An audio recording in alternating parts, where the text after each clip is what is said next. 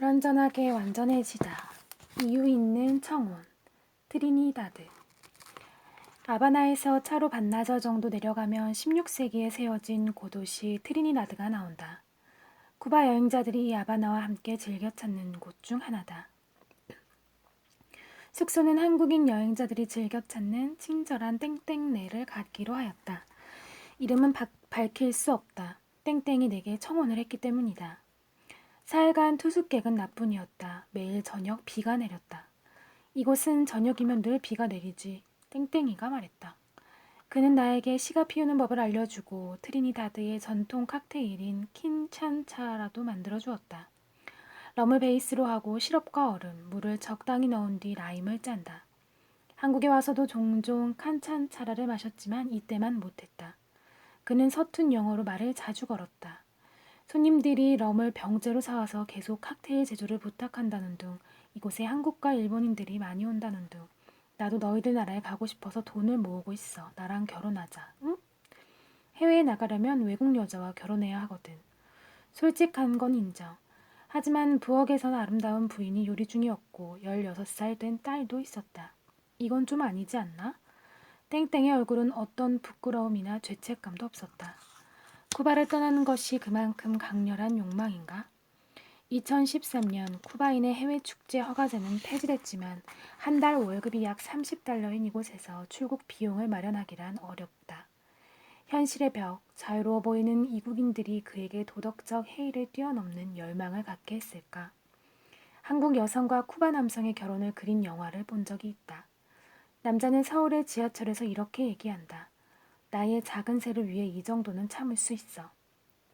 표정은 무척 슬퍼 보였다. 부부는 현재 한국을 떠나 아바나에 머물고 있다고 한다. 누군가에게 쿠바는 떠나고 싶은 곳, 한 커플에게는 돌아오고 싶은 곳이구나. 후에 만난 여행자들에게 청혼 이야기를 하니 놀랍게도 그런 일은 많으며 그들도 땡땡의 열망을 어느 정도 이해했다. 물론 땡땡은 잘못했다. 어느 백과사전에서 트리니다드는 식민지 시절의 가장 훌륭한 사례라고 했다. 세상에. 식민지 시절의 훌륭함 따위는 있을 수 없다. 그만큼 그 시절의 건축 양식이 잘 보존되어 있다는 뜻이지만 마요르 광장을 중심으로 정방으로 뻗어나간 길, 황토색 기와를 얹은 노랗고 파란 건물이 아름답다. 산보를 위한 마을이랄까. 걷고 또 걷다가 리아나 노래가 나오는 식당에서 밥 먹은 것 말고는 달리 무언가를 하지 않았다. 저녁이 되면 여행자들은 카세데라 무시카라는 클럽에 모였다. 근처 동굴클럽의 잠정 휴업 중이라 마을의 유흥지는 이곳뿐이어서 무척 붐볐다. 하루는 카리브해를 즐길 수 있는 앙콘 해변에 가고 싶었다. 앙콘행 버스 정류장을 찾아 마을을 세 바퀴 돌았지만 여행사 버스밖에 보이지 않았다. 더위에 지쳐 나도 모르게 누군가의 병맥주를 건드려 깨트렸다.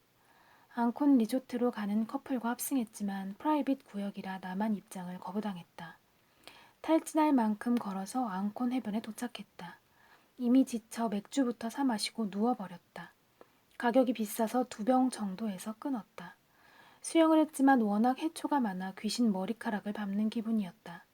수영하기 좋은 해변은 아까 그 프라이빗 구역이었던 모양이다. 어서 귀가하고 싶었지만 이른 낮에 택시 학습자를 구하기는 어려웠다. 비치발리볼을 하는 남자들을 기다렸다 같이 가기로 했다.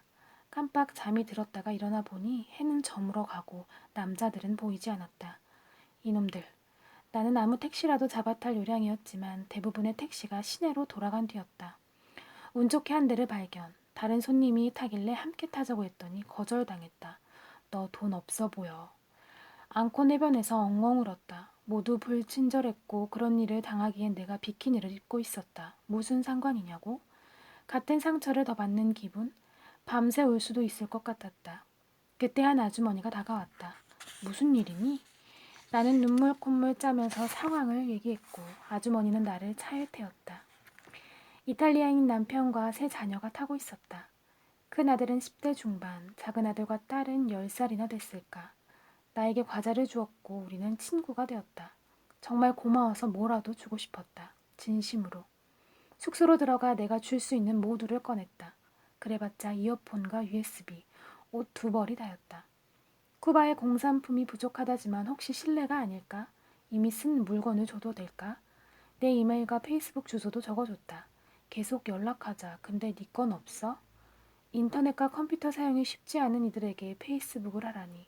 내 마음이 잘못 전달되지 않았을까 심히 걱정됐다. 다음날 저녁 그들을 또 만났다. 내 숙소 옆집에 살고 있었다. 아이들은 맨발로 거리를 걷고 있었다. 신발이 없어서가 아니다. 그냥 편해서. 나를 진심으로 반가워하며 웃었다. 그들이 내 트리니다드의 전부가 되었다. 전원을 기대했다만 비냘레스. 비냘레스는 아바나에서 왕복 5시간 정도라 당일치기를 많이 한다. 나는 전원에서 조용히 쉬고 싶어 3박을 하기로 했다. 조그만 마을이라기에 숙소는 예약하지 않았다. 택시를 합승한 커플이 자신들이 예약한 숙소를 알려주고 다른 곳으로 가버렸다. 이중 예약을 한 모양이다. 때리듯이 내리는 비를 맞고 나를 안내해준 택시기사에게 우산을 선물했다. 여행이 막바지에 이르면서 물건을 하나씩 누군가에게 주는 중이었다. 숙소의 이름은 로쏘아로 아담하고 깨끗한 2층 집이었다. 주인 아저씨는 예약한 2명이 아닌 비를 쫄딱 맞은 1명의 손님에게 화가 난 듯했다. 스페인어를 알아듣지 못하지만 대체 걔네들은 왜 약속을 안 지킨다니? 라는 의중은 충분히 전달됐다. 할 수 없이 나 혼자 넓은 더블베드의 독방을 쓰게 됐다. 아저씨는 이나말 그랬지 늘 친절하고 조심스러워 하셨다. 2층은 아저씨네 가족이 살았다. 부엌에서 가족들끼리 식사를 하는데 차마 끼지 못했다. 대신 간이 매점에서 맥주를 사들고 방 안에서 마시다 잠들곤 하였다. 침구가 깨끗하고 포근했다. 저녁이면 시내에는 작은 수공예품 시장이 열렸다.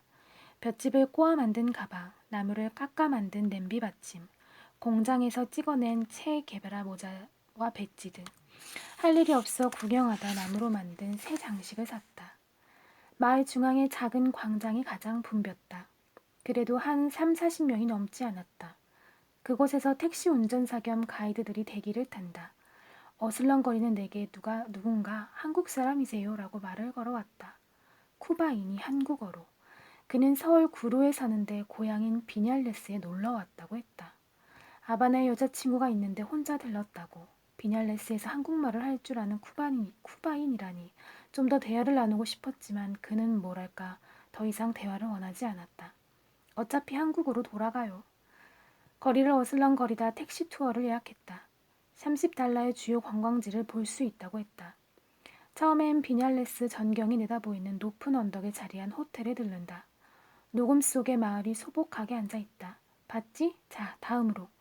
인간의 진화를 표현했다는 벽화가 그려진 절벽 너머에 갔다. 멀리서 봐야 보이지. 자, 다음으로. 이전에 인디오들이 살았다는 동굴에 갔다. 동굴은 매우 크고 길어 배를 타고 10분 정도 돌아다닌다. 출구에 나오니 역시나 기념품점이 있고 기사는 살 거면 얼른 사. 자, 다음으로. 라고 외쳤다. 마지막이 하이라이트다. 시가 농장에 갔다. 몸집 좋은 아저씨가 담뱃잎을 많은 시연을 했다. 완성된 시가의 잎 닿는 부분에 꿀을 묻혀 내게 주었다. 체 게바라가 꿀을 묻혀서 피우곤 했지. 누군가는 위스키를 묻히기도 해.